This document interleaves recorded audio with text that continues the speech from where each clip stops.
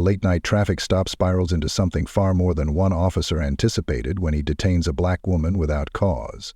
But as the situation escalates, he's about to learn a truth that will leave him questioning everything. What happens when the power dynamics shift in an instant? Let us know in the comments where you're watching from.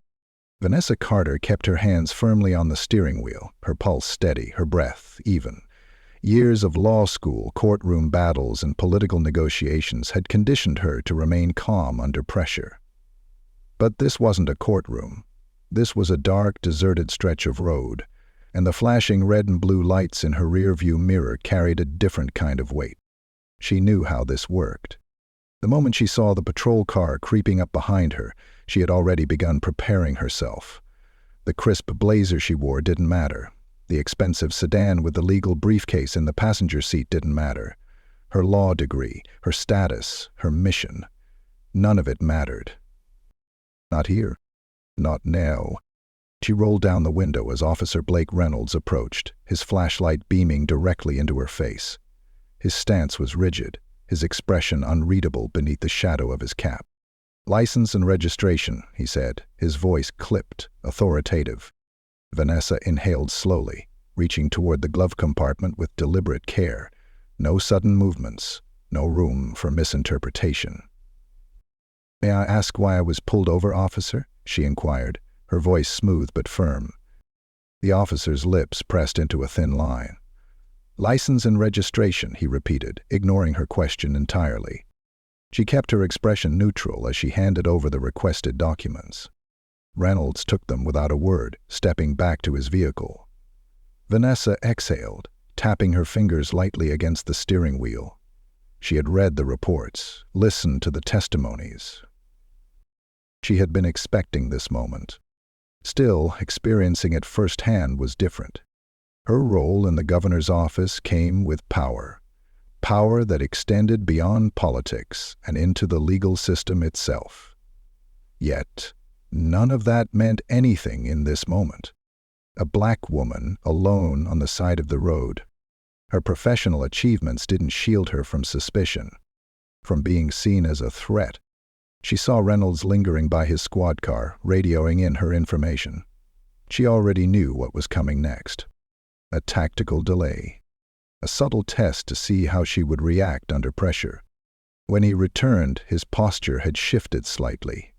He wasn't just an officer conducting a routine stop anymore. He was a man who had made up his mind about something. "Step out of the vehicle," he ordered. Vanessa remained still. "Is there a reason for this request, officer?" His jaw tightened. "Step out of the car." Her fingers curled against the wheel. She could push back now, demand a reason, but she knew how these situations escalated. She had represented too many families, read too many case files, seen too many stories end in ways they never should have. With measured movements, she unbuckled her seatbelt and opened the door. The night air was crisp against her skin as she stepped onto the pavement, her heels clicking lightly against the asphalt. "Turn around," Reynolds said. Vanessa's brow arched. "Excuse me? You're being detained for suspicious behavior." Her lips parted slightly. Suspicious behavior. That was the phrase. The catch-all justification. It didn't matter that she hadn't done anything wrong. The power to define suspicion rested entirely in his hands. She stared at him for a long moment, reading everything in his stance, the tension in his shoulders, the tight grip on his belt, the slight shift of his weight that told her he was expecting resistance. But Vanessa Carter never reacted the way people expected. With a composed nod, she turned, placing her hands lightly behind her back. The silence stretched between them as Reynolds hesitated. He had expected an argument, a plea, maybe even anger. Instead, she had given him compliance laced with quiet defiance. She heard the clink of metal as he pulled out his handcuffs. This was the moment that would be remembered long after this night ended. "Ma'am, do you have anything in your pockets that could harm me?" Vanessa almost laughed at the absurdity of the question. Instead, she shook her head. "No, officer." A pause. Then, do you have any outstanding warrants? This time she did laugh, though it was soft, barely audible. No. Reynolds' grip on her wrist tightened slightly as he began fastening the cuffs.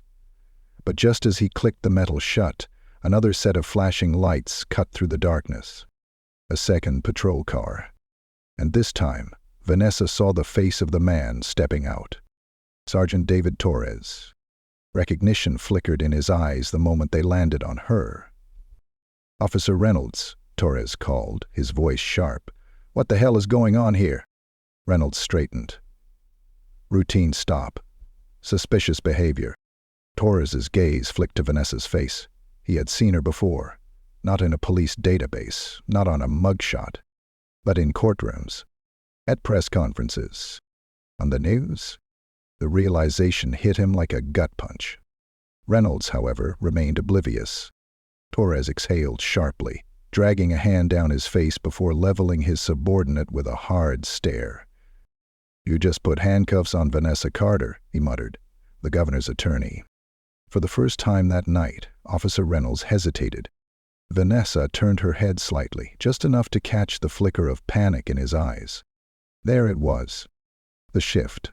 The moment he realized that the power wasn't in his hands anymore. She had let him play his game, let him feel in control. Now it was her turn. Her voice was steady, almost gentle when she spoke next. "I'd like to speak to your captain." And just like that, the night took an entirely different turn. Officer Blake Reynolds stood frozen, his grip still tight around Vanessa Carter's wrists. The weight of his mistake was sinking in fast, but his pride fought against it. He could feel Sergeant Torres's eyes boring into him, the judgment heavy in the air between them. "The governor's attorney?" Reynolds echoed, trying to keep his voice steady. Torres exhaled sharply. "That's right," he said, stepping closer. "And if you had done your job properly, you'd have known that before you put cuffs on her." Vanessa remained still, her face unreadable, but inside she could feel the shift in power. It was slow, like an oncoming storm, but inevitable. Reynolds swallowed hard, his mind racing for a way out of this. "She was acting suspicious," he tried. "Didn't answer my questions directly." "Suspicious." Torres's voice was cold, almost dangerous. "What exactly was suspicious? That she was driving her own car? That she asked why you pulled her over?" Reynolds clenched his jaw. He could feel himself slipping into defensive mode, but he wasn't sure what else to do. He had been in control just moments ago. Now, with Torres here, it felt like everything was unraveling. Vanessa tilted her head slightly, finally breaking her silence. "Sergeant," she said, her voice smooth, measured, "I'd still like to speak to your captain." Torres nodded immediately. "Of course, Miss Carter." Reynolds felt his stomach drop. "Wait a minute," he interjected, trying to salvage what was left of his authority. "There's no need to escalate this. I was just doing my job." "Doing your job," Vanessa repeated, turning to face him fully now. The cuffs were still around her wrists, the cold metal biting into her skin. "Tell me, Officer Reynolds, do you pull every driver out of their vehicle during a routine stop, or just the black ones?" A muscle in Reynolds' jaw twitched, but he didn't answer. Torres turned to him. "Take the cuffs off, now." Reynolds hesitated, his hand hovering over the key. His pride screamed at him to push back, but he knew there was no way out of this. He pulled the key from his belt and unlocked the cuffs, his hands stiff, his movements jerky. Vanessa rubbed her wrists, feeling the warmth return to her skin. She didn't flinch, didn't break eye contact. Reynolds tried to hold on to his authority. "You could have just complied from the beginning," he muttered under his breath. That was it. Vanessa took a slow step forward, her eyes locking onto his with a sharp intensity.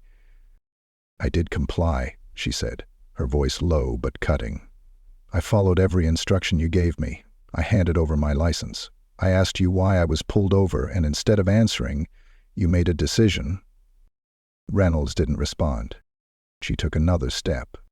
You saw a black woman driving late at night, and that was enough for you to assume I was a threat." Torres shifted uncomfortably beside them, but he didn't interrupt. "I wonder," Vanessa continued, "if you had run my plates before stepping out of your car, would you have treated me differently? Or would you have assumed the vehicle was stolen?" Reynolds' fingers curled into fists at his sides. "That's not fair," he muttered. Vanessa lifted an eyebrow. "Fair?" she repeated. "You want to talk about fair?" She gestured to the empty stretch of road around them. "How many people have you stopped tonight?" Reynolds hesitated, then finally answered, "You're my second stop." "And was the first driver black?" Reynolds' silence was deafening. Torres ran a hand down his face, exhaling. "Let me ask you something else," Vanessa continued. "Would I still be in handcuffs if I wasn't the governor's attorney?" Reynolds shifted uncomfortably. "I don't—" She didn't let him finish. "Or would I be in the back of your patrol car right now? Would I be spending the night in a holding cell? Would my name be on some report as a potential suspect simply because you decided I didn't belong on this road?" Reynolds looked away. His face was hot with anger, but it wasn't directed at Vanessa anymore. It was aimed at himself. Torres finally stepped in. "Miss Carter," he said carefully, "I understand if you want to take this further. You have every right to file a complaint. We can go to the station now." Vanessa considered it for a moment. She had the power here. She could end his career with one phone call. And yet, she knew the problem was bigger than just one officer. Reynolds was a symptom of something much deeper, something that wouldn't be solved by a single disciplinary action. Finally, she let out a breath. "I don't want an apology," she said. "I want change." Reynolds blinked. "What?" "I want to know that this moment isn't just going to be another forgotten mistake. I want to know that you're going to think about this the next time you stop someone who looks like me." Torres turned to Reynolds. "You hear that, officer?" Reynolds swallowed hard and nodded. Vanessa wasn't convinced. "Say it," she pressed. Reynolds' throat felt tight. His whole career he had been trained to be in control, to never back down. But looking at Vanessa now, he felt something he hadn't expected. Regret. "I hear you," he said, his voice lower now. "And I'll think about it." Vanessa studied him for a long moment. "Good," she said finally. "Because the next time something like this happens, I won't be so forgiving." With that, she turned and walked back to her car, leaving Reynolds standing there, his hands still clenched at his sides. Torres watched her go, then turned back to Reynolds. "You got lucky tonight," he muttered. "This could have ended a whole lot worse for you." Reynolds didn't answer, because deep down he knew Torres was right. As Vanessa pulled back onto the road, the red and blue lights fading behind her, she couldn't shake the weight of the moment. She had won tonight, but how many others wouldn't? And that was the question that haunted her most of all. The drive back to her hotel was quiet, but Vanessa Carter's mind was anything but. The night's events played over and over in her head, each moment tightening the coil of frustration in her chest. She had walked away unharmed, her career still intact, her dignity preserved, but how many others had not been so lucky? How many had complied just as she had, only to find that compliance meant nothing when the officer had already decided they were a threat? Her phone vibrated on the passenger seat, a call from the governor. She let it ring once, twice, before picking up. "Vanessa?" Governor Richardson's voice was steady, calm, but she could hear the tension beneath it. "I just got off the phone with Sergeant Torres. Are you all right?" Vanessa exhaled through her nose. "I'm fine," she said. "But we have a problem, a much bigger one than I initially thought." She could hear the governor shifting on the other end, probably pacing in his office, as he often did when he was deep in thought. "Tell me." Vanessa tightened her grip on the wheel. "Officer Reynolds, He's not some outlier, Governor. He's a symptom. He detained me with no probable cause, no justification, just a gut feeling. And that gut feeling was shaped by the same bias that has infected precincts across this state. There was a pause.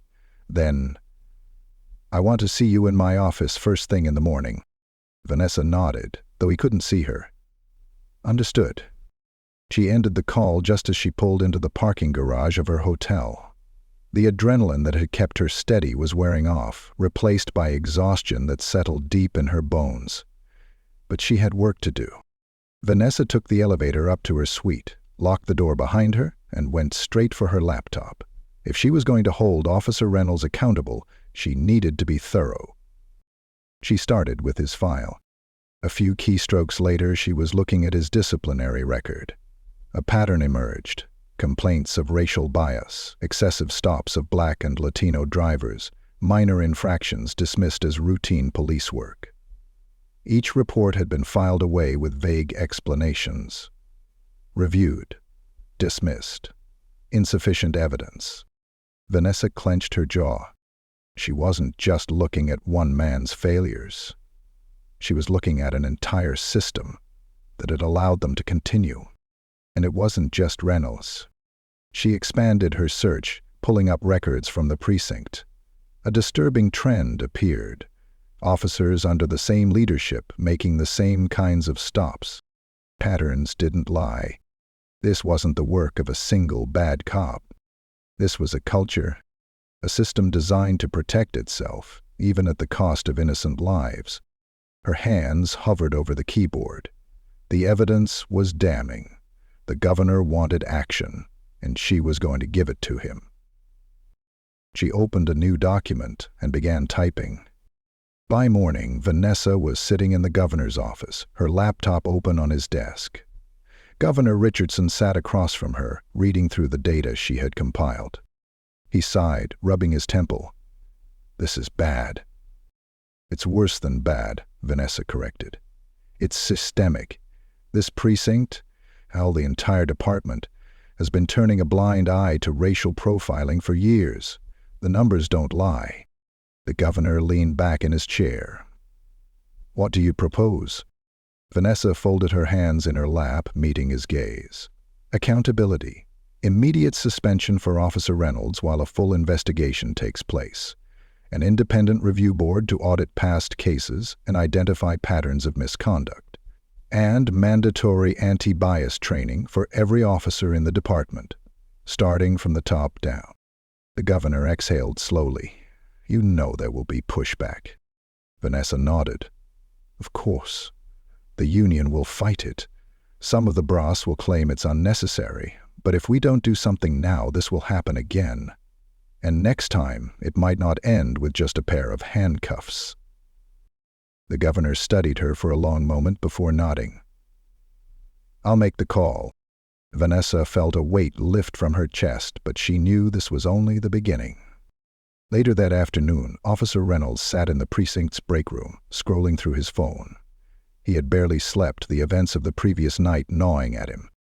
The station was buzzing. Whispers floated through the air, officers exchanging glances, some avoiding his gaze altogether. Then the captain stepped in. Reynolds, he barked. My office. Reynolds' stomach clenched.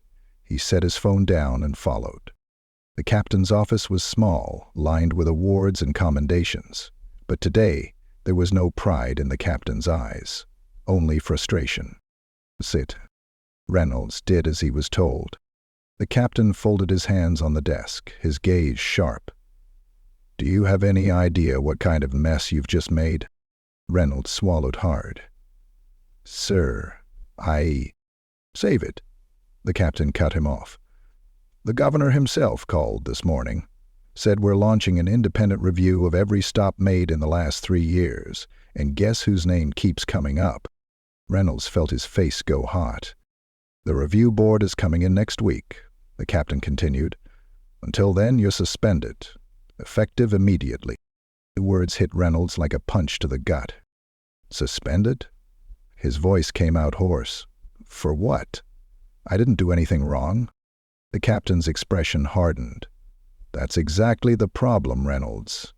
You don't even see it. Silence stretched between them. Reynolds finally stood, his hands tightening into fists. This is political, he muttered. That woman, she has connections. That's the only reason this is happening. The captain's gaze was cold.